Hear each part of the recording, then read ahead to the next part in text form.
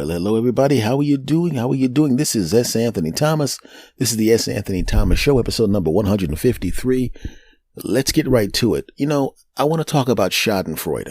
All right. I know you probably know what that means. It's a German word that means, pleasure in someone else's suffering. Malicious joy is what it means. And it's kind of a popular term now. People use it all the time. And I don't really feel it that often. I don't feel it that often, even though there are times when I should feel it. Sometimes people do things to you and then you see bad things happen to them and you just feel joy. And I felt a little bit of it a few years ago when I had to shut it down really, really quickly because I felt guilty. I ran into an ex of mine who was a cheater. Right now, at the time, I didn't realize she was a cheater. As it turns out, she was a serial cheater. And she was one of the people that not only she didn't cheat on you and feel bad about it. She didn't even pretend to feel bad about it. In fact, the simple fact that she could, cause suffering to someone else, you could tell that she kind of enjoyed it a little bit.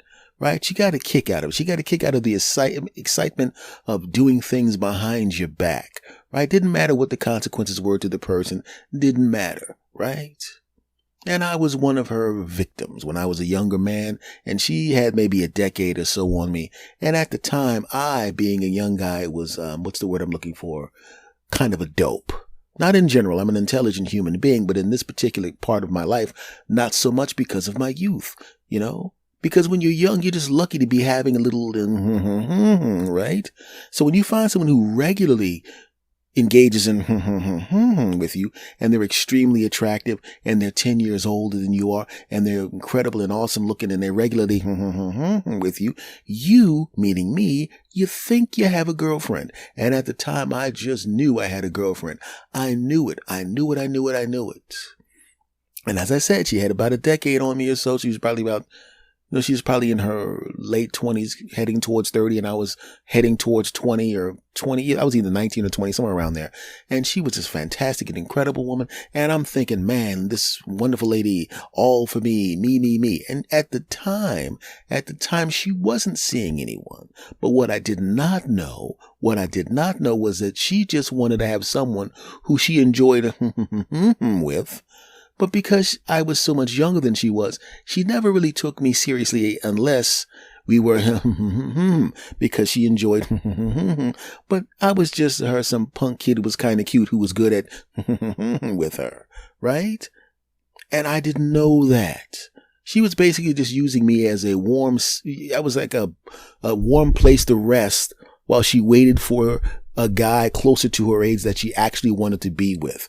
And I didn't know that. Had she told me that, had she said, listen, I don't want a relationship with you. I just want you to come over here 3 or 4 times a week and then, maybe we'll get something to eat and then you get the heck out of my face, or I'll call you, I'll page you. Yes, there were pagers back then, not cell phones. Shut up. I'm old. I get it. Ha ha ha. I'm already mad at your messages. Pagers, man, what's a pager? So to that third of my audience that's young enough to say, what's a pager? You stink. Okay, back to the story. I can already see the messages. Pager? Oh, man. Okay, shut up. Okay. So she'd page me and I'd see we had a specific series of numbers. Like, I forgot what it was. I said, page me, 6482 or whatever the hell it was. And if he paged that, whatever the heck it was, but if she paged that number, I knew it was time to come in and and I had my friends laughing at me because they knew what the deal was at this point. They didn't know I was being used, but they knew that I had this ridiculously attractive woman that was older than I was. And when I got that page, or when my leg vibrated, I'd look at it. I'm like, whoop, gotta go, guys. They're like, yeah, we know what you gotta go. Huh? And use a gigolo. I'm like, she ain't give me no money, although she should. That was a running joke. But they also thought she was my girlfriend. It was cool. But then what happened was she cheated. And I mean, it was like a stone cold, like, I don't even care. I'm not even going to say how I found out, but let's just put it to you this way. There was 100% proof. I mean, there was literally, when I confronted her on it, she couldn't even deny it because that's how obvious it was. And she didn't deny it because she didn't care. She was like, yeah, whatever, punk. You know, it was like yesterday when she was, you know, we were, and it was all lovey-dovey. But now a day later, it's like, yeah, whatever, punk. I never liked you. You know, whatever. It was worse than that. It was, you know, the language was harsher than that. And I'm like, oh my goodness, I was completely shocked. Fast forward, some time passes. I kind of forget about her. And I find out through the grapevine she had done that, not the whole arrangement that we had, but she would legitimately date someone, and then she would go, yeah, how much does he make? Not enough, and go jump to the next dude or whatever. And she would basically literally just throw people in the trash can. And I ran into her. And things have not worked out well for her. I mean, she's not destitute. She's not, you know, nothing. It's just that her life did not turn out the way she thought it would. And now she would like to be with someone, but unfortunately, at the age she is now, the people that she's dating are a little bit older. They're not teenagers like I was. They're at least in their 20s, and guys now are a lot smarter and can see the red flags, and they're basically going, nah. And I ran into her, and she apologized. And I didn't care. I'm like, it was such a long time ago. What am I going to do? Say, why you apologize? In my mind, I'm like, oh, yes, I appreciate that. In my mind, I'm going, I don't care anymore. You know, it's like, who cares? I'm not still mad at the kids that bullied me in high school, because what are they going to do? Bully me as an adult? Please. Man, I didn't care. And then she talked about all the bad things that happened. Nothing tragic, nothing that's going to be on 48 hours, but things didn't work out for her.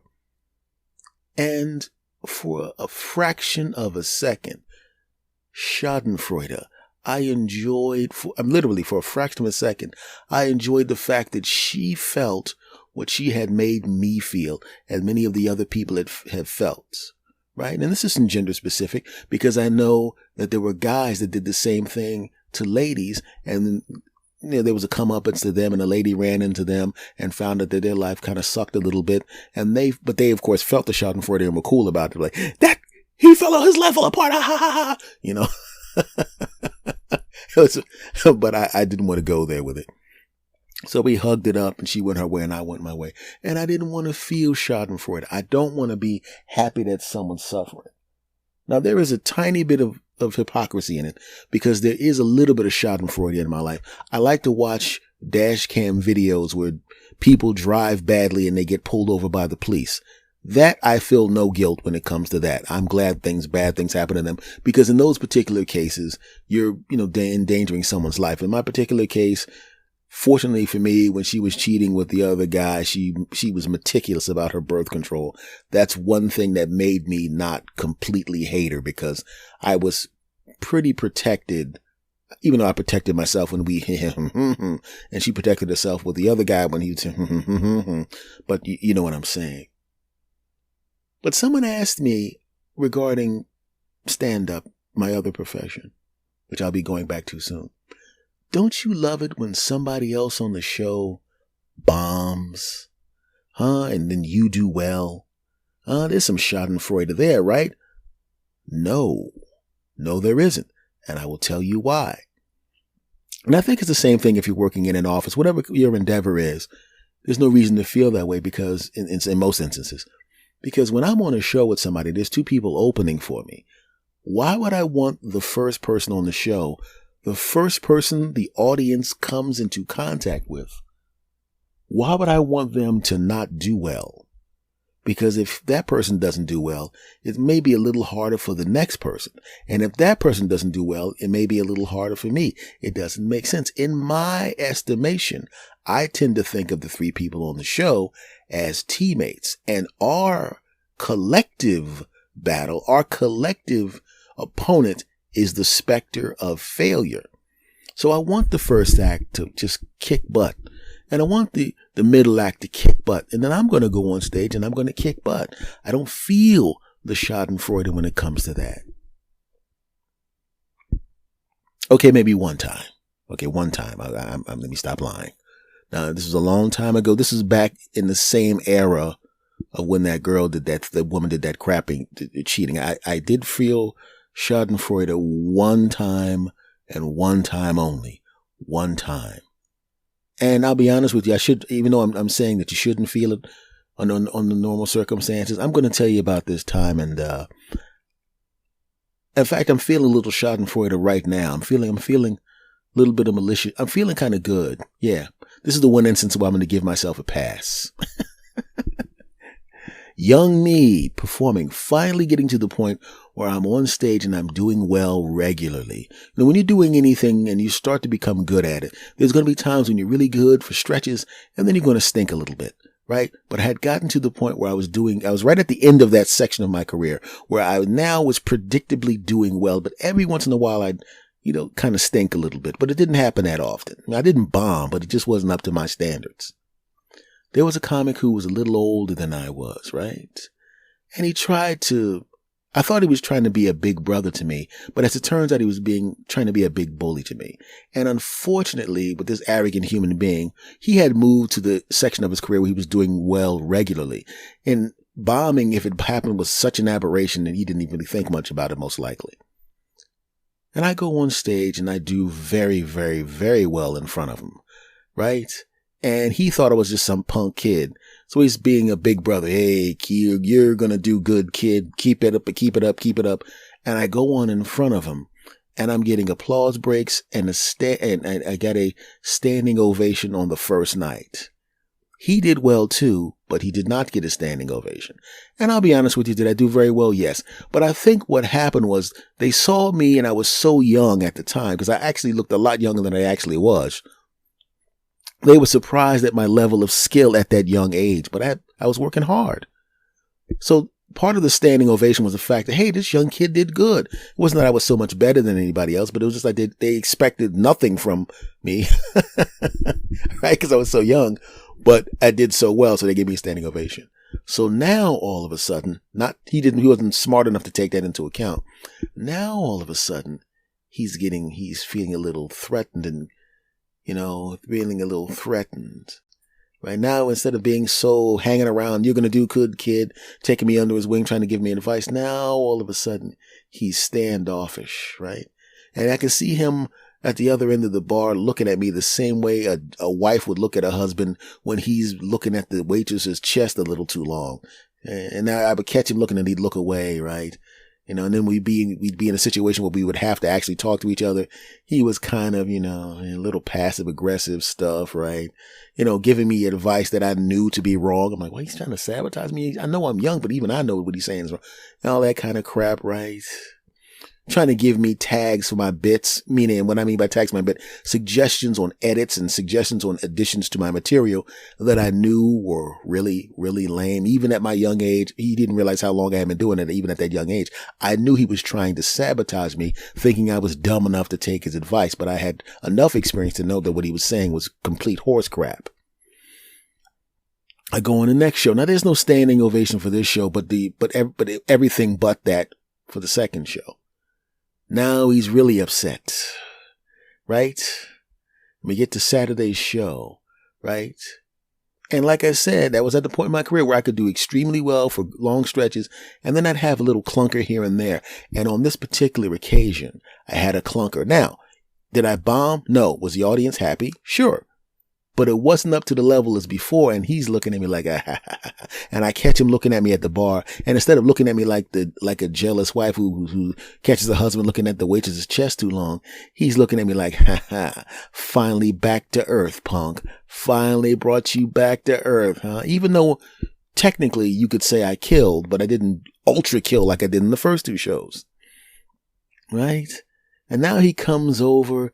And he says, that he's saying that he was implying that a couple of people in the audience were complaining about me, which I can't. I'm sitting there going, I could see the audience from the stage. Like everybody's face was smiling and laughing. As it turns out, of course, he was lying, trying to get in my head. Okay. Now I'm angry. And instead of just, like I said, my normal feeling about the comedy show is we're all in this together. It's us against the specter of failure. It's us trying to take the audience on a journey. I want the MC to do well. And in this particular case, I was a feature, which is the second act, the act in the middle, the act that does 30. In this particular scenario that I'm describing, there was an MC who did well, of course. He did really good. He was good. But because he was the MC, he didn't feel threatened by that guy. And he is sitting there so busy trying to sabotage me with his words and sabotage me with his attitude. He doesn't realize that I'm not the kind of person that gets sabotaged by what someone says or does. If anything, you basically just started the music, The Eye of the Tiger, because now I'm going on the stage on a mission. My mission is I'm not going to do anything to you, but I'm going to turn up the juice because I was just doing a regular show. I wasn't throwing the whole kit and caboodle at the audience like I normally would, right? Because this was my first time at the club. I don't want, you want to kill, but you don't want to, sometimes you get a little overboard and, you may try to do too much and, it might not work out. You might try to step on the gas and then you step on the gas and then you hit a slick spot and crash into a pole. You know what I'm saying? So, sometimes you just kind of want to, when you go out of town and you work in the club the first time or the first few times until you get a good relationship with the booker, a lot of times you basically want to hit them with the greatest hits package. This is the stuff that I know works.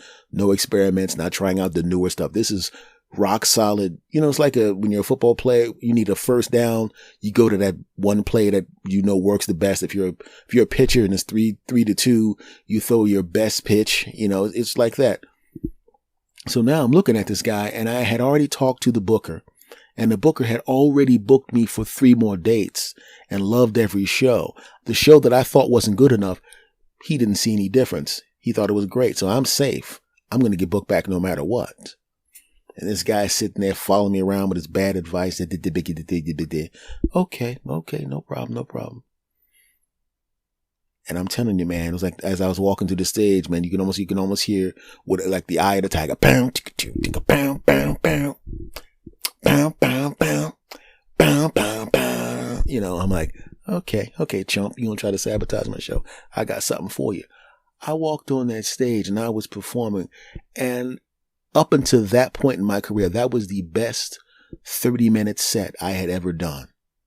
And this time I got a standing ovation because of it had nothing to do with them being surprised that was good. I ripped that place in half, and it was a sustained standing ovation.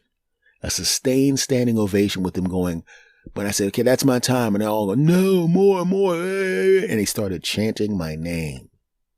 Yeah, that's right. Yeah, and as I was walking off the stage, people were standing up and like hugging me and shaking my hand. And the MC is on the stage now, and he's like, okay, let's keep hearing it for him, man. Yeah. And the audience is all facing back towards me, and he's standing in the hallway like, oh my God. Oh no. Oh. So he makes his way to the stage. And I walk out of the room because I don't want to be a distraction to the audience. And I go to the back, and I'm sitting in the back.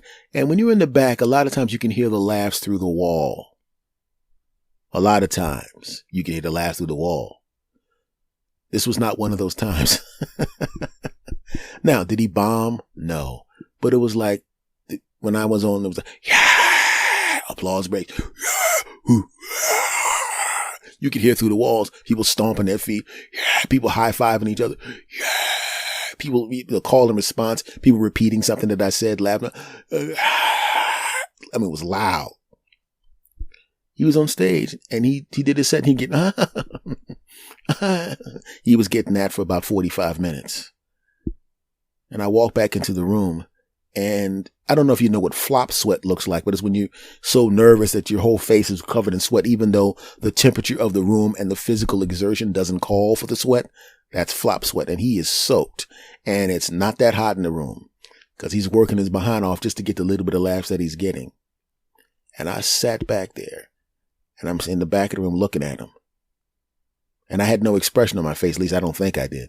And he looked back at me and he had this look in his face as if to say, I brought this on myself, didn't I? And I looked at him and he looked at me. And then I walked out of the room and let him stay up there and bore the audience for the last 20 minutes of his act. Right? And when he came off the stage, normally the comics sit in the back. Maybe we greet the audience on the way out, or maybe you hang out at the bars. He was trying his best to avoid me. Now, I don't know what he was expecting me to do. Now, did I enjoy the fact that he had a weak set? Yes, I did. Loved every second of that 45 boring minutes. Yes, I did, because the other 3 shows, he did really well. But this particular show, he was trying to sabotage me. And I didn't do anything to him, except I decided not to hold back, which sometimes I would do, because you want to show respect to the headliner. You want to do well, but you know, like they say in the 48 Laws of Power, you don't want to outshine the master. Not that this guy was a master. But, you want to do very, very well, but you don't want to suck the oxygen out of the room, because sometimes if you do that to a headliner, whether you do it intentionally or not, that can damage you. But in this particular case, the booker loved me. So I'm in a hotel room, about to go back to my hometown at the time on the East Coast. Yeah, I was like, the show was on the East Coast also, but a few hundred miles away. And I'm going home on the train and I'm listening to my set. And I'll be honest with you, from the bar with the recorder in my pocket, I recorded a couple of minutes of his set because he wasn't getting any sound. There was no laugh coming through the wall. And, obviously I erased it. I just wanted to remember it, joyfully remember it on the way home. And by the time I got back to my hometown, obviously I erased his portion of the tape because I didn't need it anymore. And that was the last time I allowed myself elongated, scrumptious Schadenfreude, because that's not a good way to feel. You know what I mean? Because there was no pleasure in him bombing. Had I gone on stage and did what I did, and had he gone on stage and killed, it would have been just as cool, because I would have proven that his attempt to sabotage me was futile. And that would have been enough. I didn't have to sit back and have this negative feeling of, yeah, that's right. Yeah, they don't like you anywhere near as much as they like me. In fact, if I walk to the bathroom right now, they'll stop looking at you and they'll look over at me and start applauding and ignore you completely. I didn't do that, but I could have. But I remember that feeling. Even now, it's still a little bit of Schadenfreude because of what he tried to do to me. Because if what he wanted happened, I would have gone on stage and done badly. Keep in mind, I was booked that weekend, but that weekend essentially, your first weekend at a comedy club is a job and an audition. And he would have ruined my audition. I might not have gotten booked back if what he wanted to happen happened. I didn't let it. So I didn't feel bad. I feel bad now. Okay, I don't feel bad now. Okay, I feel a little bad now. Because when I think about it, yeah. Okay, you know what? Forget what I said about this whole podcast. I would just say this. Under normal circumstances, don't take joy in someone else's suffering. But in that particular case, I take a little joy in it. Hold it for me. Let me enjoy the joy of that sucker. Yeah, that's right. Trying to ruin me. What you get? Yeah, that's right. Yeah. Yeah. Okay, that's enough of that. Back to being nice. So under normal circumstances, but all kidding aside, under normal circumstances, I mean, to take joy in somebody else's suffering is kind of sucky. Even in a sporting aspect, like when I watch a team that's a rival to my favorite teams, I'm glad that my team won, but I'm not going to sit there and be happy that some kid's crying because his favorite team lost, or that people are miserable at work. I'm not going to do that. I've evolved beyond that point, except for about 2 teams, in which case suffer suckers. Okay, Okay, that was not good. That was bad. I shouldn't have said that. Okay, we count to 10. 1, 2, 5, 10. Okay, we're going to go back to not doing the Schadenfreude thing. Okay. And I want to say this. You don't take joy in people's suffering. You know what makes me suffer? When not enough of you have subscribed to this podcast. So if you want to stop the suffering, subscribe to this podcast if you haven't, okay? You know what suffering in my world is? When not enough people have rated and reviewed your podcast. That makes me suffer, man. Don't take joy in that.